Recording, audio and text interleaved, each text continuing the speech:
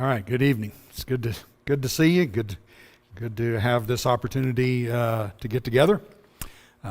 We'll have a little bit of interaction here. I'm trying to measure how much time we have, which I can see right now is not. It's going to be right on the dot, hopefully. So we'll work on that. Before I start the lesson, want to mention at least one thing. One of the plans for preaching this year is 12 lessons on the book of Jeremiah. That'll cover it in detail, right? 51 chapters, 52 chapters. Not quite. No, it won't. But here's what we're going to do. Every month, there will be a reading. So I used AI yesterday. Woo-hoo! What a deal. It even offered all kinds of things it would do for me. I said, get out of here. Just tell me what I want. But anyway, here's the deal. I said to AI, show me 12 equal sections of Jeremiah. 12 months, 12 equal sections. It sat there and thought a while and then went, bzzzt, there you go. Now what else? I can do this for you and I can do, not anyway. So 12 equal sections. And it gave me the list. How cute.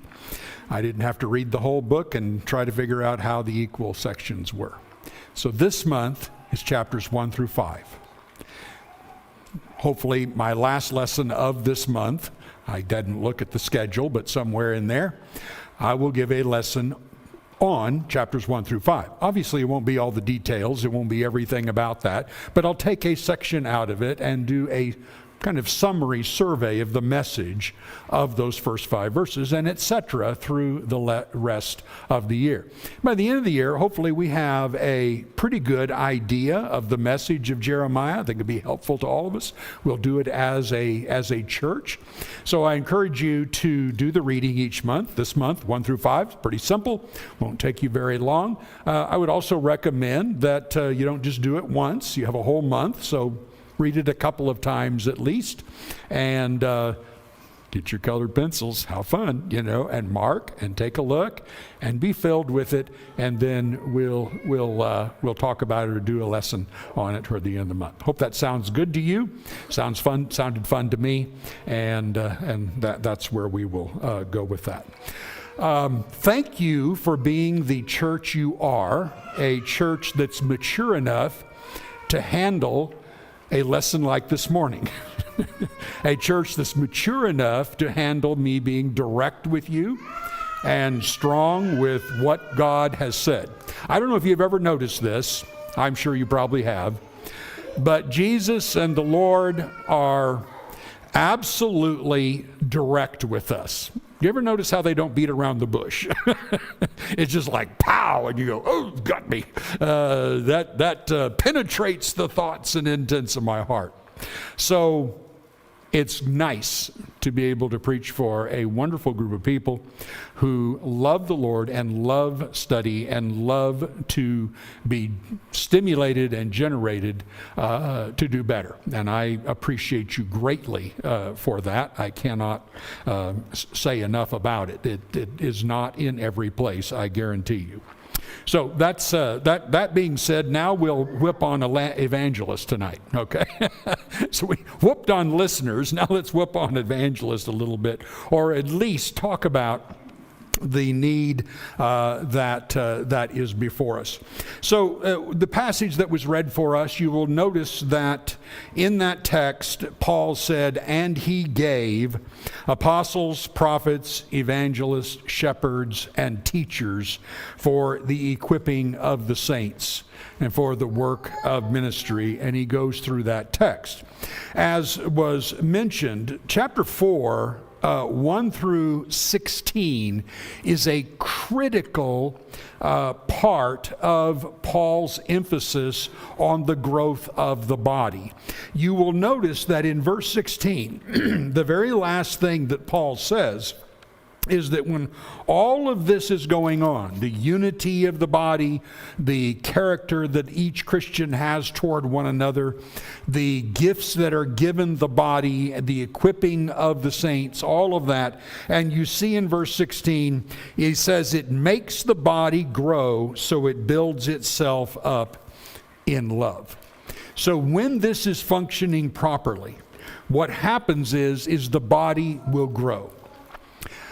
I'm absolutely pretty shocked and pretty amazed at the number of churches as a group that just nearly disregard this text, especially verses 11 through 16. Just disregard it.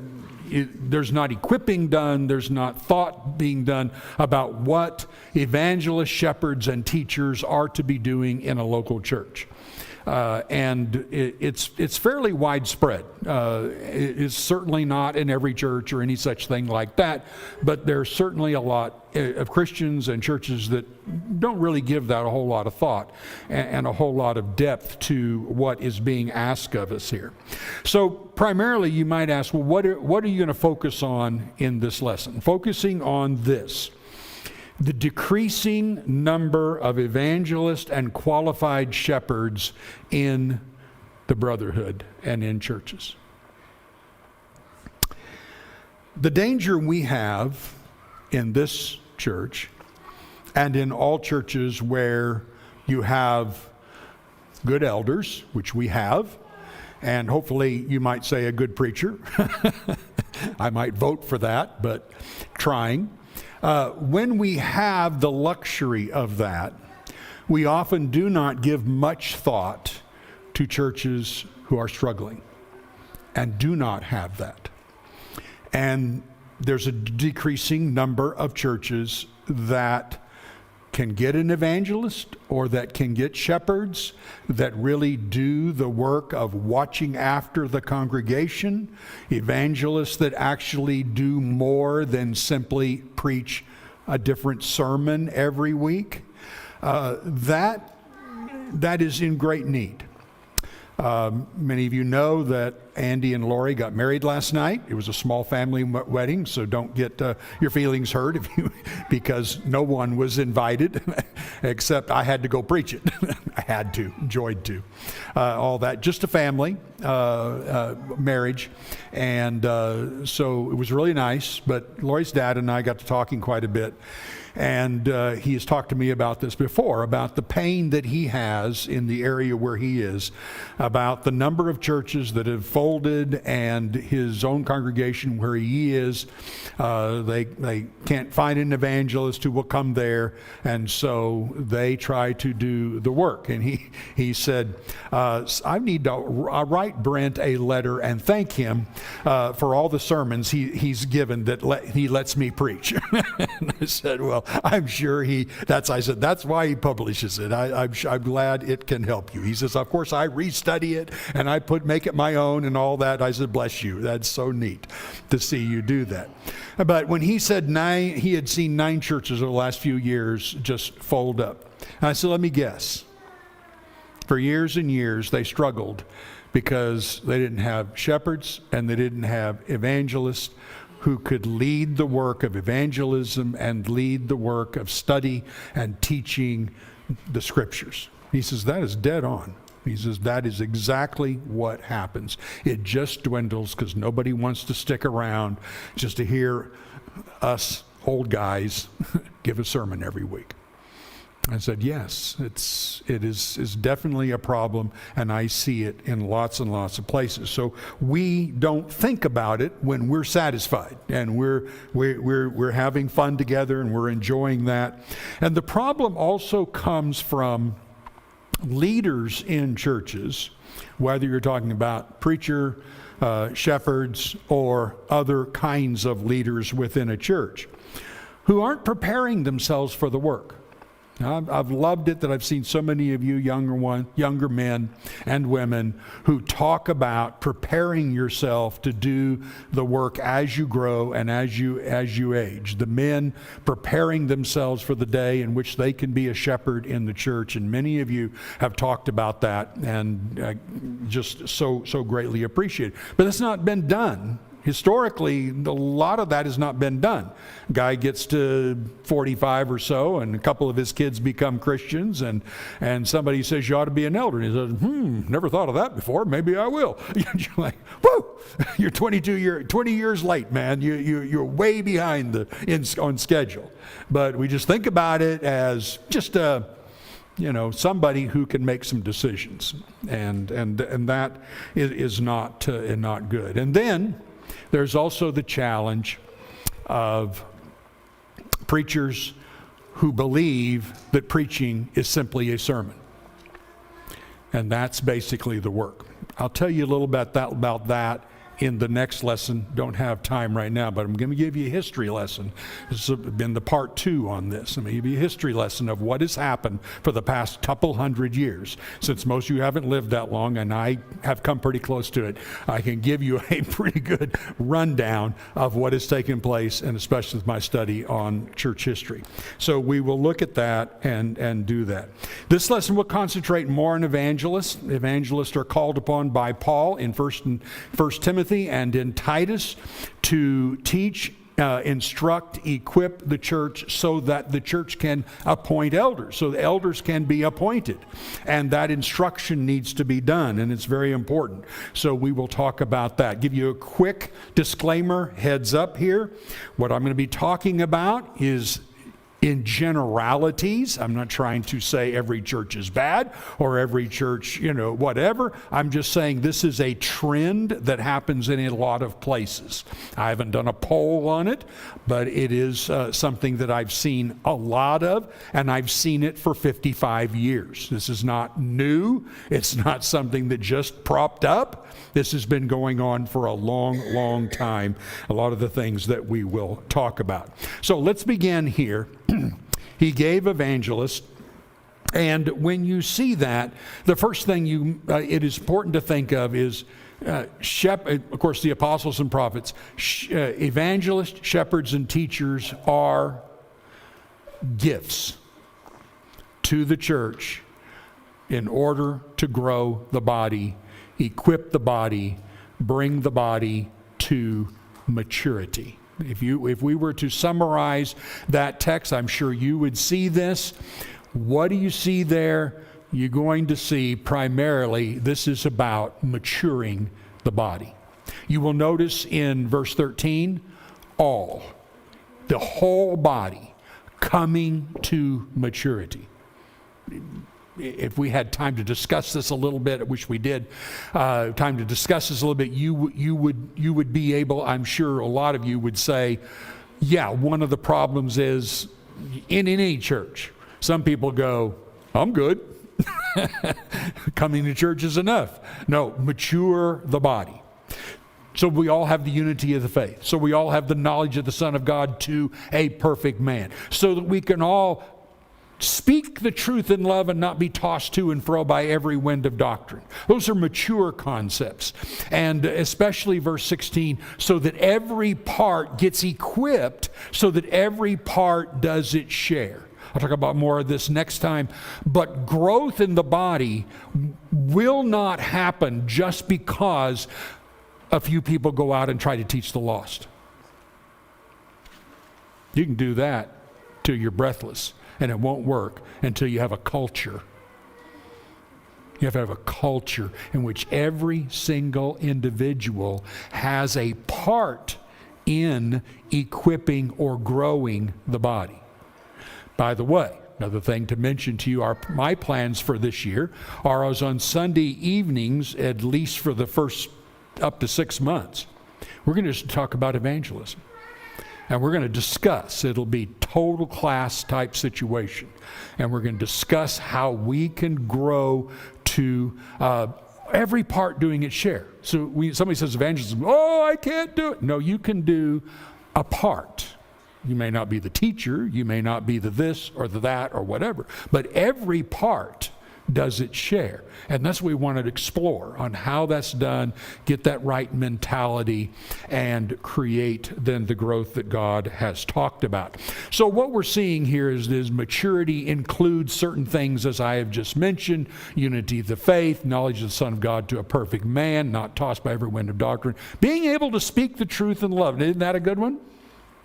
That's what Paul condemned, not Paul, the writer of Hebrews condemned the Hebrew writer for, Hebrew Christians for when for this time you ought to be able to be teachers. He's not talking about standing up here and teach. He's talking about just sharing the word, talking to somebody else about the word of God. That's maturity. That's where we ought to get. And then the most important thing in putting all that together, the whole body then knit and joined together so that every part can do its share, as we had mentioned. All right, so there's our little prelude very quickly. Let's mention another thing quickly, the pastoral epistles. Paul's challenge to an evangelist. So if you've ever done much reading of commentaries and things like that, you will know that 1st and 2nd Timothy and Titus are called the pastoral epistles, which is the reason that in churches today, preachers are often called pastors. All right, so we would know, of course, that in the Bible, a pastor is a shepherd is an elder, and it's not necessarily describing somebody who preaches. However, when you read 1st, 2nd Timothy, and Titus, you can see why people would have concluded that the preacher is kind of like a pastor, in the sense that he is doing a lot of that work, though not totally or completely, and certainly not the only one who could help the body grow. Without good shepherds, you might as well shoot yourself in the foot, because you're not going very far. You've got to have good shepherds. All right, so I want to just show you something. This is going to be a quick rundown. 1 Timothy 1:3, that you may charge certain persons not to, before we start this, I want you to pretend you're Timothy and Titus. You're preachers. Everybody here, I don't care if you're a woman. You're a preacher. And you've just been sent, Timothy at Ephesus, Titus at Crete. And this is what Paul tells you to do. I want to know how you feel about it. I want to know how you feel about what he just told you to do. All right, so here we go. Here's where we start. I left you at Ephesus. Why? That you may charge certain persons not to teach any different doctrine, nor to devote themselves to myths and endless genealogies. The aim of our charge is love that issues from a pure heart and a good conscience and a sincere faith. Certain persons, by swerving from these, have wandered away into vain discussion, desiring to be teachers, etc. Okay, the first thing, Timothy, you're going to have to fix that. Swallow hard. Whoa, are you kidding me? And then he talks about roles of men and women in the church. He talks about modesty. You got to fix this. Teaching women not to overdress. We always read that and he's talking, yeah, you women, you need to dress up. No, he says, careful how much you dress up. I got thrown out of a church one time for saying that. That's not good. I'm kidding, almost. I want you to appoint elders and deacons. And then I want you to warn against serious departures from the faith. I want you to instruct widows in the church concerning widows. I want the instructions here on how the church to be content and to not be carried away with the love of money. I want you to charge the rich. The rich oftentimes don't like to be charged. So, preacher, that's what you want you to do. Charge the rich. Get over to 2 Timothy, and he says, what you have heard from me in the presence of many witnesses, entrust to faithful men and women who will be able to teach others also. You got to do that. You got to teach some others. In 2:14, remind them of these things. Charge them before God, not to quarrel about words, which does no good, but only ruins the hearers. Want you to fix that. 4:16, avoid irreverent babble, for it will lead to people into more and more ungodliness. Chapter 4, verse 2 through 4, preach the word, be ready in season, out of season. I don't care, Timothy, if they like it or they don't. Do it. I don't like this job anymore after I read these things. This is really hard. You just read that, don't you? Do you get a little intimidated? And then he goes on in verse 5. Always be sober-minded, endure suffering, do the work of an evangelist, fulfill your ministry. Then he goes to Titus and he says, look, Titus, this is why I left you at Crete, so that you might set in order things that are wanting and appoint elders in every town as I directed you. In 1:10, he says, for there are many who are insubordinate, empty talkers and deceivers. They must be silent, since they are upsetting whole families by teaching for shameful gain what they ought not to teach. And by the way, these Cretans are always liars, evil beasts, lazy gluttons. This testimony is true. Therefore rebuke them sharply, that they may be sound in the faith. How are you feeling about being a preacher right now? Can I just find a nice little group that's got it together? Shocking. Shocking. And then he goes on to say, instruct older men, younger men, instruct women, instruct older women and younger women, and bondservants and masters. You instruct all of these. First, 1 verse 15, declare these things, exhort and rebuke with all authority. In 3:10, for as for a person who stirs up division after warning him once or twice, have nothing more to do with him. How are we doing with this? 3:14, and let our people learn to devote themselves to good works so as to help cases of urgent need and not to be unfruitful. Okay, now, how would you feel if you were Timothy or Titus and Paul just told you to go to churches and do that? I think that really indicts all of us who preach, I can tell you that, because of our desire not to go to a church like that. That doesn't sound too much fun. How long will it take before they fire me? How long will it take before I have to move on? Those are challenging words, and we know that when we think about how people are and how people receive teaching that is against what they're doing. So you can see what Paul's emphasis there. So if you want to summarize this, you summarize a survey of all of that, you would say in 2 Timothy 4:5, what Paul said, that's the work of an evangelist. Do the work of an evangelist. Paul's last words then to Timothy. It's so easy to read 1st, 2nd Timothy and just think in terms of, and not realize how personal that is then to Timothy and what the challenge that was to Timothy. So here we have, as I said, if you were Timothy or Titus, how would you feel about that? And I think you can see the point. When we look at how God set aside, just look here now why we need a full-time evangelist. And the reason I'm saying that is, and we'll get into this more detail sometime here, but there is an increasing trend of churches who have just decided they don't need an evangelist. Not necessary. Now, I can give you two reasons. Reason number one, they couldn't find one anyway. There you go. Understood. Reason number two, our guys can preach a sermon.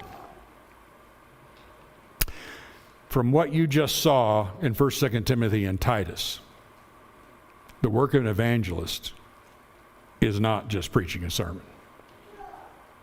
Secondly, Ephesians 4 said, evangelists, as long with shepherds and teachers, are gifts to the body for the growth of the body. That ought to be enough for us to understand that we need to do more in bringing about good evangelists to do the work in God's kingdom. And we need to urge it and support it and do all we can. You might be thinking right now, what's this got to do with me? Two things. Better cognition and recognition of the problem. We are not just a local church. We are disciples in a kingdom. And God's concern is not just a local church. His concern is the kingdom. We have to think about the need that goes across this country and into other countries, and we have a small part in that, but we have a part. And the more we can understand that need and the more we can do something about producing that need, the better. And I'm going to give you ideas on that, obviously, in which we can do that. First thing I want you to know is just historically, God set aside a whole tribe in the Old Testament, the tribe of Levi. Nope, Levi, you don't get a land mass where you can farm and all of that. You don't get that. You're going to be scattered through how many cities? You may remember? In Israel, how many cities the Levites live in?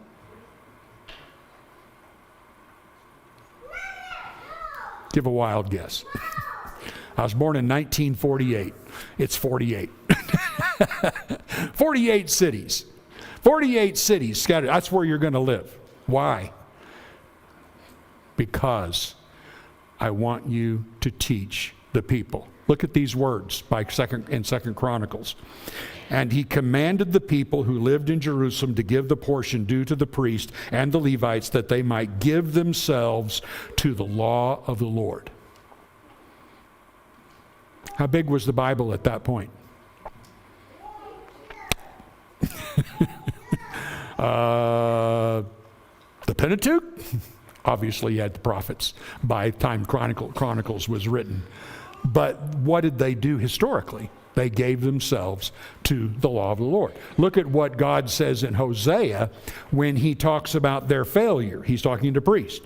Do not let anyone accuse or contend against anyone else, for my case is against you, priest. You stumble day and night, and the false prophets stumble with you. You have destroyed your own people. You have destroyed my people by failing to acknowledge me. Because you refuse to acknowledge me, I will reject you as my priest. Because you reject the law of your God, I will reject your descendants. The more the priests increased in numbers, the more they rebelled against me. They have turned their glorious calling into a shameful disgrace. He wails on them again in Malachi chapter 2. Won't take the time to look at that. But I want you to see that a whole tribe of Israel God used to devote themselves to the law of God, to understanding it, to studying it, and to teaching it to Israel. And you know why Israel failed? Because the priests failed. He just said so. Because the Levites failed. He just said so. This is a heavy weight that is placed upon the shoulders of one tribe. And that same thing is given today with shepherds and evangelists.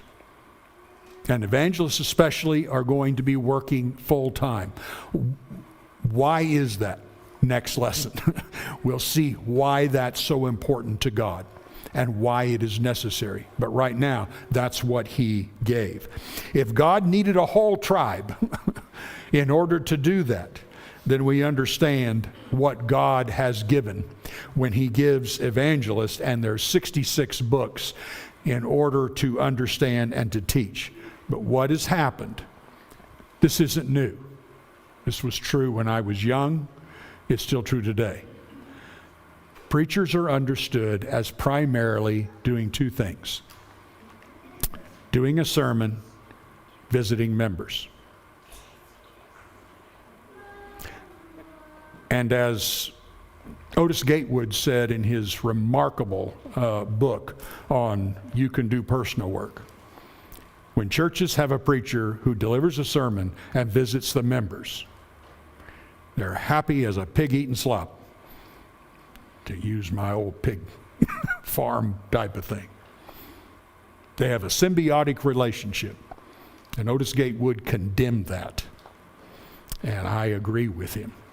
We don't get, okay, I got what I want, he gets what he wants, and that's that. That's how that's seen. And that has been practiced for years and years and years and years.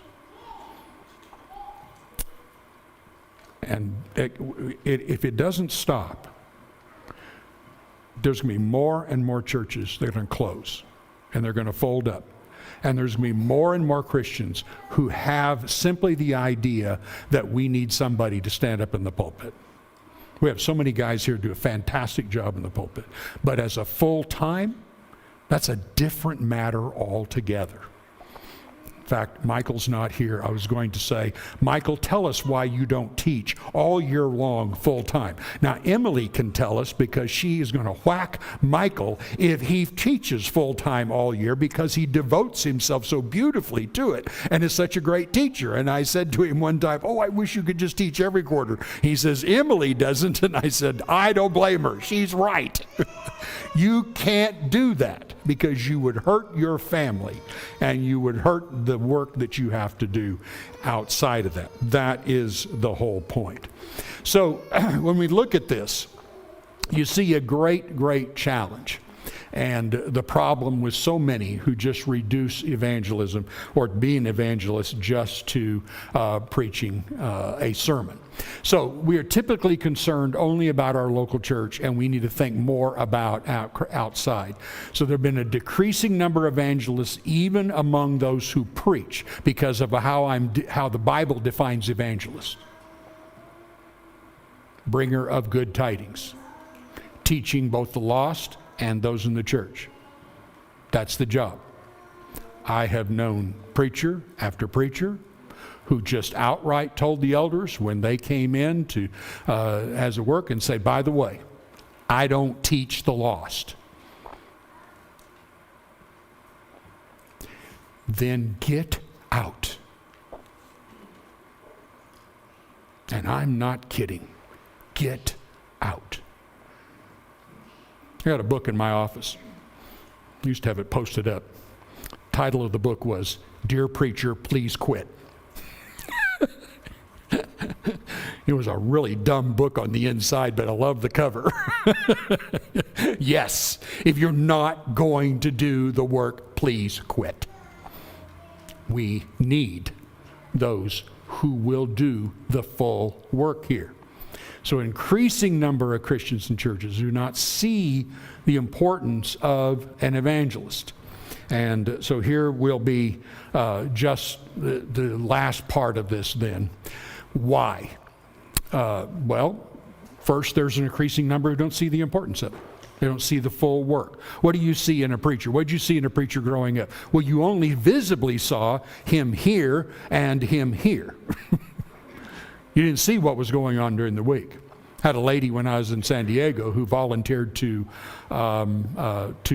be a secretary for me and do some of the things to relieve the just copying tapes and every kinds of things. And after a few weeks, she looked at me and said, I had no idea all that goes on into this. Your phone rings off the hook. And I went, yeah. Right. But most people don't. They don't understand all that. And by the way, right along there, I got to lump elders and the shepherds into that. It is shocking how many people don't know what these men do and how much they do and how many people that they spend hours and hours and hours and hours trying to help. It is huge. And they make that sacrifice in spite of also having a secular job.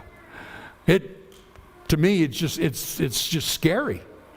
And I can't tell you how much I appreciate the great sacrifices that are made there for God's kingdom. And so it's true on both sides of it. Oh, by the way, I wanted to say the next to the last one down there, training programs. I repeatedly get calls. Yeah, I went through a training program. Tell me what it was about. Oh, they just concentrated on sermons and sermon delivery. I don't know. Now I've gone to a church and I have no idea what else I'm supposed to do. I can't even count the number of times I have had a preacher come out of a training program, go to a church, after 6 months call me up and say, could I come and spend a week with you? I am lost. You see what I mean? This is what's going on. It has to stop. Understanding the full meaning of the work has been something that has been seriously compromised, especially in the last 50 years. Churches of Christ used to be in the last of the 1800s, beginning of the 1900s, one of the fastest growing churches in the country. And we got to about 1950, and everything flipped.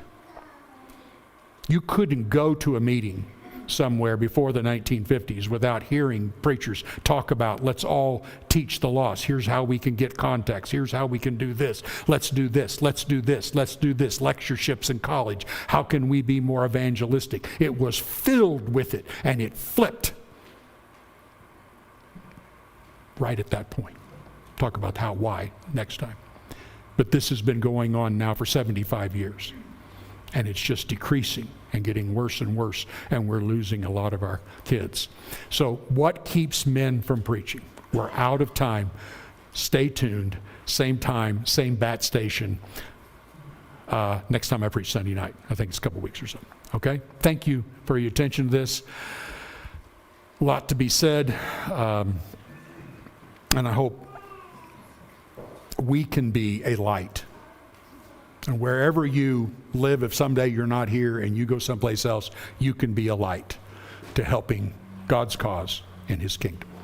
All right, we're going to sing a song, and let's praise God as we stand and sing.